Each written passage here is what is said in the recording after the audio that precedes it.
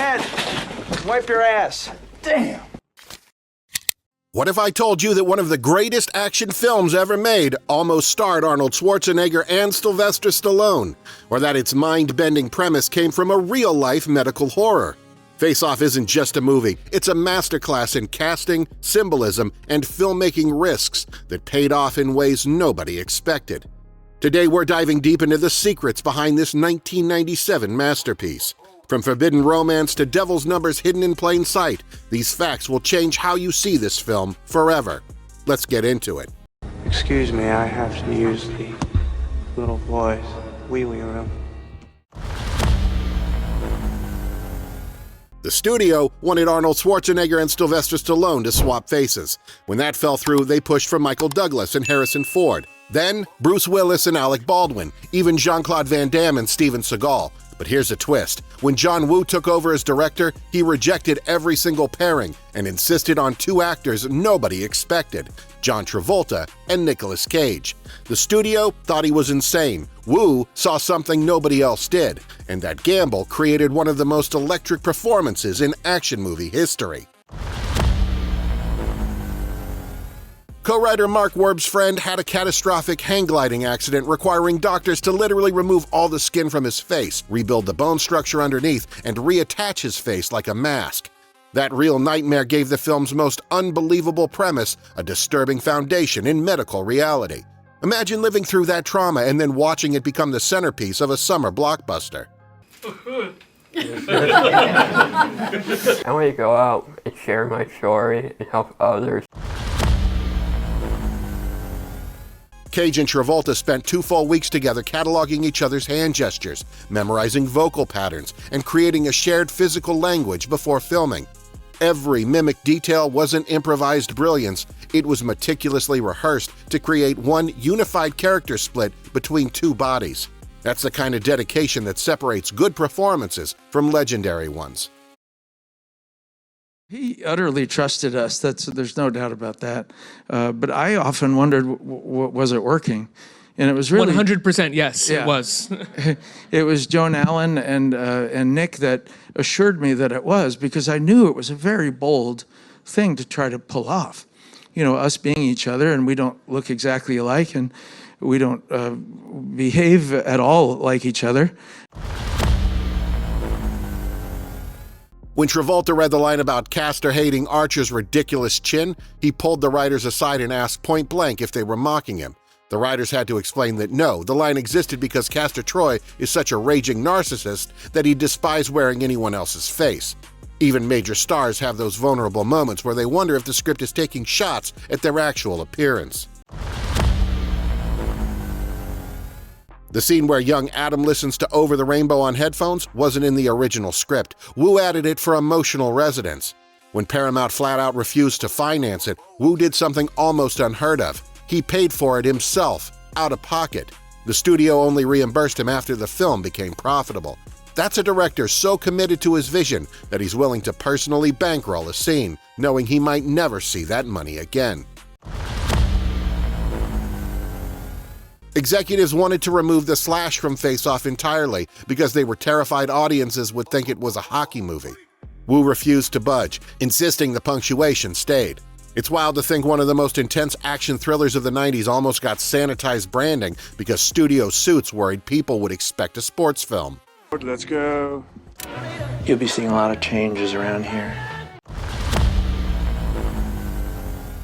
The crew was filming on Nicolas Cage's birthday when John Woo decided to get creative. He let Cage build up emotional intensity for a difficult scene, waiting until the actor was completely in the zone, then surprised him with a birthday cake and celebration.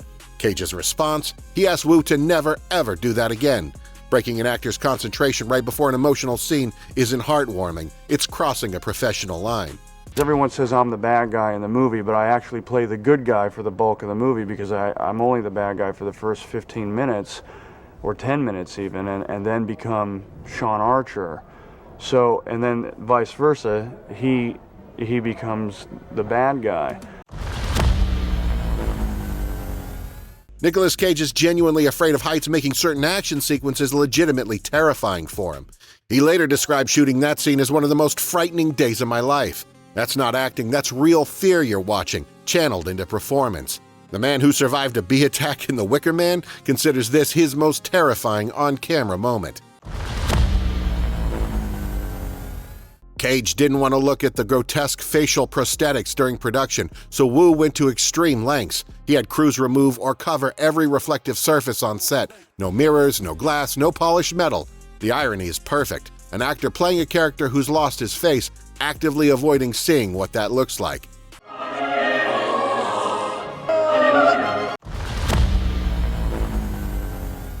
That deeply uncomfortable brother-sister kiss between Castor and Pollux wasn't in the screenplay. Gina Gershon and Nick Cassavetes invented it themselves, believing the characters were so warped it made sense, and it perfectly captured how disturbing the Troy family was meant to be. Travolta and his stand-in despised each other so intensely that the stand-in actively tried to sabotage the production. The situation escalated to legal threats before he was finally fired midway through filming. An extra from the prison scenes had to hastily be trained to replace him.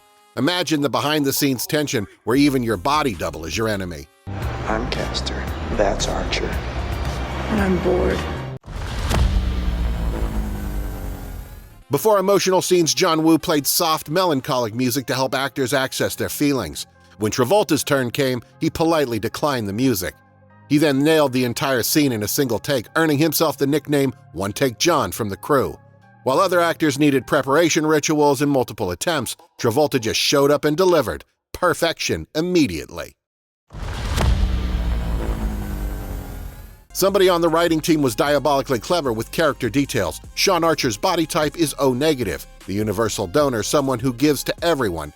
Castor Troy is AB positive, the universal recipient, a parasite who takes from everyone.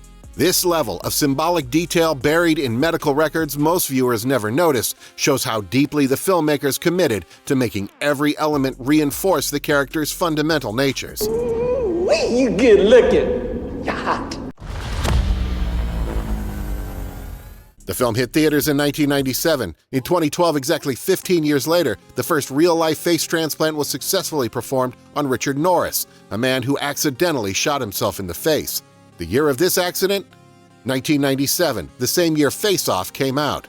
While audiences watched this impossible surgery as science fiction, a real man was living the nightmare that would eventually require the actual medical breakthrough the movie depicted. Some complications down the road, but we've handled all of them pretty well. We hadn't had nothing that was really, serious. The floating prison set wasn't just uncomfortable, it was legitimately hazardous. A significant portion of the cast and crew contracted the flu during the prison sequence because of how filthy the conditions were. They were filming in deliberately disgusting environments for authenticity, and it quite literally made people ill. Method filmmaking taken to the point where the set itself becomes a health hazard. John Woo didn't just hire actors to play convicts, he recruited actual ex-convicts for several prisoner roles because he wanted real people. Imagine being on that set, acting alongside someone who's actually lived in the incarceration experience you're only pretending to understand. It adds an unsettling layer of authenticity when you realize some of those hardened faces aren't acting at all.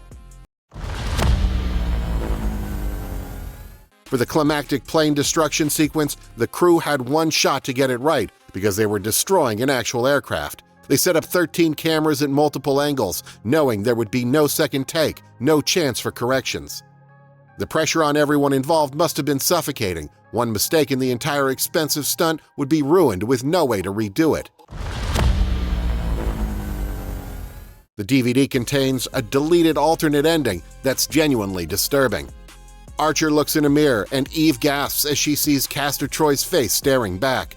The studio killed this ambiguous conclusion, terrified that audiences couldn't handle not knowing if Castor somehow survived or if Archer was forever trapped wearing his enemy's face. That ending would have haunted viewers for years. Instead, we got closure and certainty.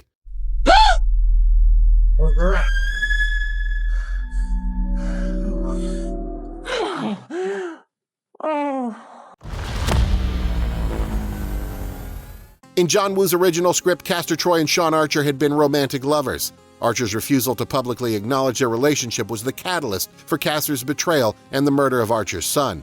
The producers panicked that American audiences would reject the characters if they were former lovers, so they completely rewrote it. Castor Troy kills 20 people during the film. Sean Archer kills only 4. Let that sink in. The hero, even when we're wearing the villain's face and infiltrating his organization, exercises tremendous restraint. Meanwhile, Castor racks up bodies with psychopathic ease. This disparity in their body count tells you everything about their fundamental natures, regardless of whose face they're wearing.